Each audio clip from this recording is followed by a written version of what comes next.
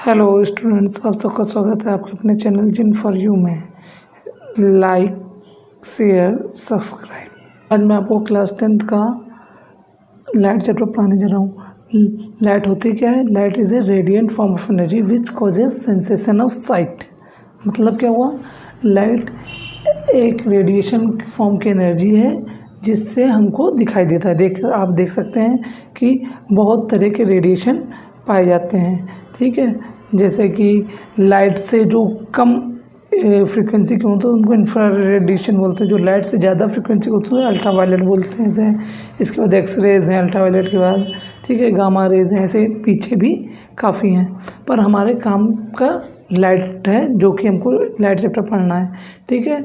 और जो white light होती है वो 7 कलर में बटी रहती है, ठीक है। अब इसके हम लोग और फर्दर डिफिनेशन और चीज़ें अभी देखेंगे। Light does not required a material medium for propagation. मतलब क्या है? लाइट कोई भी बिना मीडियम के भी ट्रेवल कर सकती है। सन से लाइट अर्थ तक इसी मीडियम से आती है। और लाइट की स्पीड कितनी होती है इन एयर और वैक्यूम, ठीक है। एयर और वैक्यूम में लगभग 3 × 10⁸ मीटर पर सेकेंड होती है, ठीक। अच्छा, और देखते हैं रेक्टिलिनियर प्रोपोगेशन ऑफ लाइट। ये क्या होता है? In a homogeneous transparent medium light travel in a straight line and this is known as the rectilinear propagation of light. मतलब क्या हुआ? लाइट जब कोई होमोजीनियस या सेम मीडियम में ट्रेवल करती है तो वो स्ट्रेट लाइन में मूव करती है, ठीक है।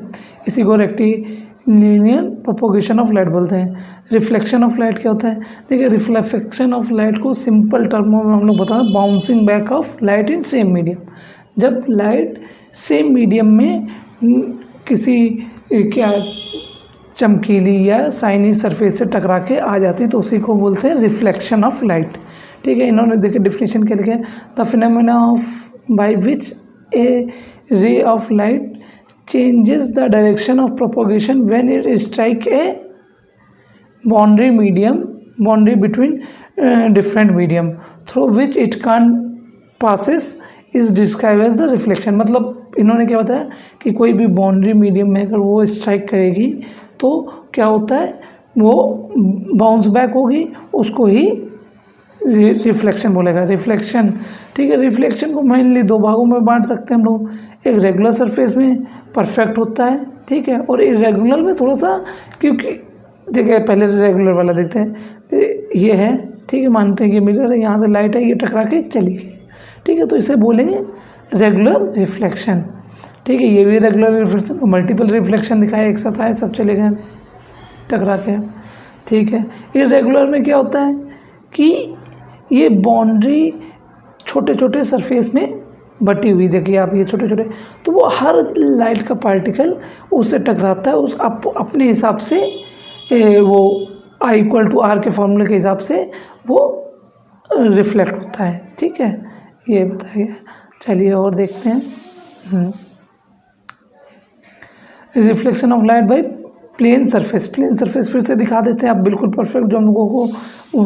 ये देखिए, कोई भी प्लेन सरफेस से अगर लाइट टकराती है, मानो ये इंसिडेंट रे आ रही है, ये आई यहाँ ओ पे टकराई और ये यहाँ रिफ्लेक्ट हुई, तो ये सेम ऐसे जैसे बॉल को फेंकोगे अगर कोई एंगल से, वो तो एक डिफरेंट एंगल में जाती है, उसी तरह से लाइट भी बॉल की तरह बिहेव करती है। जैसे ये बॉल है, ये अगर आपने ऐसे फेंके तो ये टेढ़ी होके ऐसे ही जाएगी, ठीक है। ये है इस एंगल को जो इंसिडेंट, और इसे बोलते हैं नॉर्मल, जो सरफेस के नॉर्मल बनाया जाता है। जैसे ये 90 डिग्री अगर ये सरफेस के नॉर्मल, तो इसे नॉर्मल एंगल बोलते हैं। तो सरफेस से इंसिडेंट का एंगल को एंगल ऑफ इंसिडेंस बोलते हैं, और सरफेस से नहीं, नॉर्मल से जो रिफ्लेक्टेड रहेगा इसको एंगल ऑफ रिफ्लेक्शन बोलते हैं। इसे R से डोनेट करते हैं, इसे I से डोनेट करते हैं, ठीक है। चलिए आगे देखते हैं। अच्छा, लॉ ऑफ रिफ्लेक्शन क्या है? लॉ ऑफ रिफ्लेक्शन, भाई 2 लॉ हैं, ठीक है, केवल 2 लॉ हैं लॉ ऑफ रिफ्लेक्शन में, ठीक। लॉ ऑफ रिफ्लेक्शन, हाँ, नंबर 1 क्या है? Incident ray, reflected ray and normal at the points of incidence all the plane. मतलब क्या हुआ? द इंसिडेंट रे, नॉर्मल, ठीक है, and reflected ray all meet at a point, ठीक है। और सेकंड क्या है, angle of incidence equal to angle of incidence equal to angle of reflection, वही I equal to R, I equal to are, ठीक है। अच्छा, nature of image formation by a plane reflecting surface.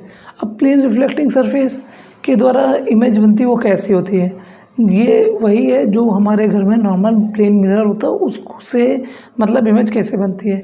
अब देखते हैं, कोई जैसे मानो ये आप ही खड़े हो, ये जो ओ दिखाया है यहाँ आप खड़े हो, ठीक है, ये आप खड़े हो तो ये आपको कैसे दिखेगा, ये देखिए यहाँ से लाइट, क्योंकि लाइट उजाला होगा तभी हम लोग दिख रहे होंगे, शीशे में इमेज बनती है, तो क्या होगा, ये लाइट की कोई सोर्स होगी, ठीक है, कोई सोर्स होगी जिससे लाइट आ रही होगी और ये लाइट आपसे टकरा के रिफ्लेक्ट होके मिरर में गई, और मिरर क्योंकि मिरर के पीछे नहीं जा सकती, ये रिफ्लेक्टिंग गुड क्वालिटी का रिफ्लेक्टिंग सरफेस है, तो उससे एग्जैक्टली टकरा के वापस आ जाती है, जैसे यहाँ से ये आ गई, ठीक है। तो अब क्या होता है, ये लाइट रिफ्लेक्ट होकर तो इधर आ गई, पर हमको अपीयर होती है कि वो यहाँ मीट हो रही है, ठीक है, जैसे ये हुई, ये इधर चले तो हमको अपीयर होती है कि वो यहाँ मीट हो रही है, ठीक है। जब दिमाग को लगता है कि लाइट वहाँ पे मीट हो रही है तो वो अपने आप से एक इमेज क्रिएट कर लेता है, ठीक है।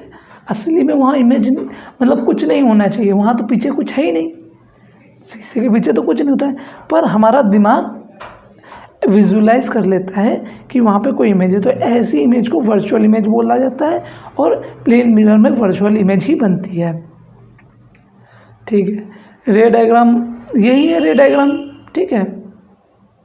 आगे देखते हैं, ये उसी का एक चलो ठीक है, रिवीजन कर लेते हैं जो अभी तक पढ़ा है। क्या, light is a radiant form of energy which causes sensation of site, ठीक है ना, ये हो गया। और फिर रिफ्लेक्शन पढ़ा था, रिफ्लेक्शन क्या था, bouncing back of light in same medium, ठीक। रिफ्लेक्शन के फिर लॉ थे, 2 लॉ थे, कौन कौन से थे, ये फर्स्ट लॉ क्या है, फर्स्ट लॉ हो गया आपका ये incident ray, normal and reflected रे और लाई इन सेम प्लेन, ठीक है। और second law, incident angle equal to angle of reflection, angle I equal to angle R, I equal to R. Thanks for watching, again like share subscribe.